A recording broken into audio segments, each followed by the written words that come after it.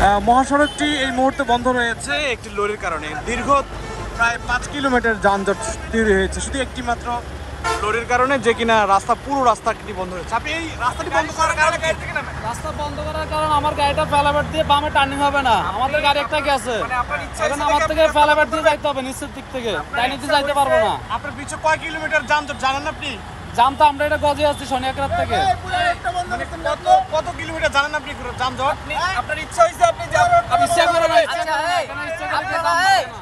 আপনার ইচ্ছা হইছে আপনি জ্যাম করবেন ইচ্ছা করে কেউ জাম করে না, আপনারা সরাচ্ছেন না কেন? ইচ্ছা করে সরাচ্ছেন গাড়িটা সোজা লো, একটু বাইক করো, আপনি গাড়িটা সোজা করতে বাইক করো। এই মামা একটু টান দেন। ও ঘুরাবে, ও আপনি বেরোলে ঘুরাবে।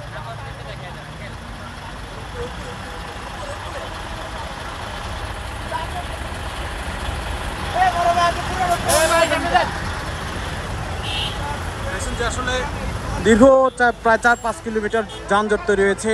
প্রতিদিন এই ধরনের ঘটনাটি ঘটছে এই রাজধানীর শনিয়াকড়া রায়েরবাগ এই মহাসড়কটিতে, মূলত ঢাকার প্রবেশ করার এই সড়কটি।